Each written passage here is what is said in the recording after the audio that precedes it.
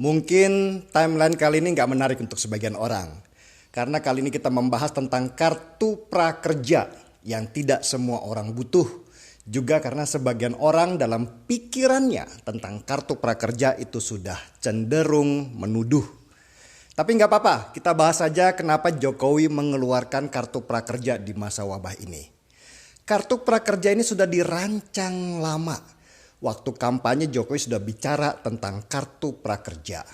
Niat Jokowi dengan kartu prakerja ini memberikan kesempatan untuk mereka yang belum pernah bekerja supaya punya skill yang dibutuhkan perusahaan nanti di tempat mereka mau melamar pekerjaan.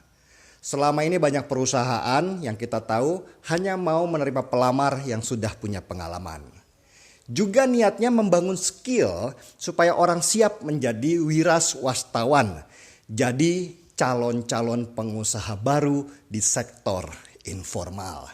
Itu visi jangka panjangnya. Rencana awal memang yang akan mengadakan pelatihan adalah mitra-mitra yang ditunjuk seperti Balai Latihan Kerja. Si peserta pelatihan dengan kartu prakerja ini selain dibekali uang untuk membayar pelatihan, juga diberikan bekal untuk bertahan hidup setiap bulan selama 4 bulan sebelum dia dapat pekerjaan.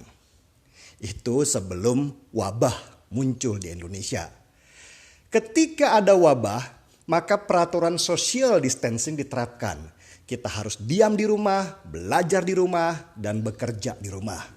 Maka begitu juga sistem kartu prakerja yang tadinya dilaksanakan secara offline akhirnya diubah menjadi online atau pelatihan lewat internet supaya orang nggak kumpul-kumpul di satu tempat. Oke, fahamkan dulu sampai di sini. Saya seruput kopi dulu sebelum kita lanjut lagi.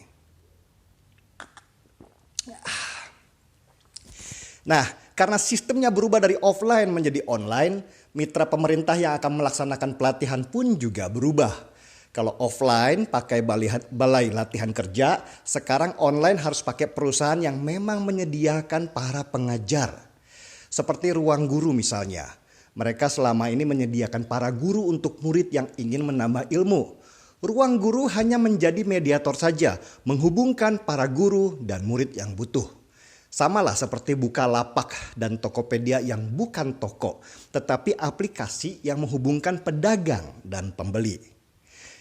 Karena sistem kartu prakerja ini berubah online, maka perusahaan online yang siap sementara ini hanya 8 perusahaan yang menjadi mitra. Enak dong, mereka dapat duit dari pemerintah. Bukan begitu. Pemerintah menganggarkan uang 20 triliun rupiah untuk kartu prakerja ini. 20 triliun rupiah ini awalnya disiapkan untuk 5,6 juta orang yang butuh kerja dan ingin dapat pelatihan kerja. Rinciannya gini, setiap orang dapat sangu sebesar 3,55 juta rupiah per orang. Dari sangu itu yang 1 juta rupiah harus dibuat pelatihan. Sisanya yang 2,55 juta akan ditransfer ke para peserta kartu prakerja masing-masing 600 ribu rupiah per bulan selama 4 bulan untuk biaya hidup sebelum dapat pekerjaan.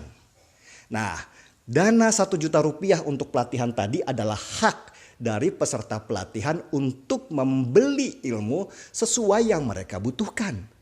Kalau mereka pengen jadi montir, ya cari yang bisa memberikan pelatihan tentang mesin. Di mana nyarinya?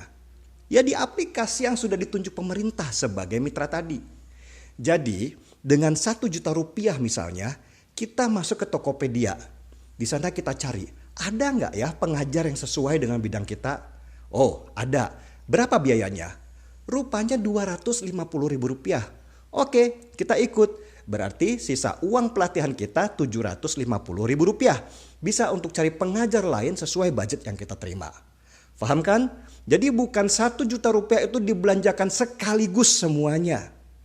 Jadi tuduhan kalau pemerintah kucurkan uang triliunan rupiah ke perusahaan aplikasi itu jelas salah besar. Karena uang kartu prakerja ini langsung diberikan ke peserta lewat rekening elektronik yang mereka bikin.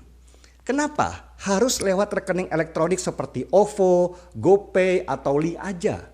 Supaya mudah dipantau dan mencegah korupsi. Di YouTube kan banyak pelatihan. Kenapa harus pakai kartu prakerja? Kan buang-buang duit namanya. Begitu biasanya pertanyaannya. Ya, dengan kartu prakerja ini yang diuntungkan bukan cuma peserta pelatihan, tetapi juga para pelatihnya. Pelatih juga dapat uang sehingga ekonomi mereka juga selamat di masa wabah ini. Jadi kartu prakerja ini di masa wabah memang dibuat untuk menyelamatkan ekonomi para pengajar seperti guru dan mereka yang ingin dapat pelatihan. Faham kan? Dari sini kita bisa melihat yang dapat untung besar bukan perusahaan aplikasinya, tetapi pengajar dan peserta kartu prakerja. Aplikasi seperti Ruang Guru itu hanya sebagai media saja. Tentu perusahaan itu dapat sekian persen dari transaksi antara peserta dan pengajar, yaitu untuk biayai pegawai perusahaan aplikasi itu. Jadi wajar aja sih sebenarnya. Jangan mau dibelokkan pemahamannya oleh mereka yang tidak paham. Seolah-olah pemerintah mengucurkan uang triliunan rupiah ke perusahaan aplikasi itu tanpa tender lagi. Itu namanya pembodohan dan penyesatan informasi. Oke. Terus apa ketika sudah dapat pelatihan juga dapat jaminan kerja nantinya? Catat ya.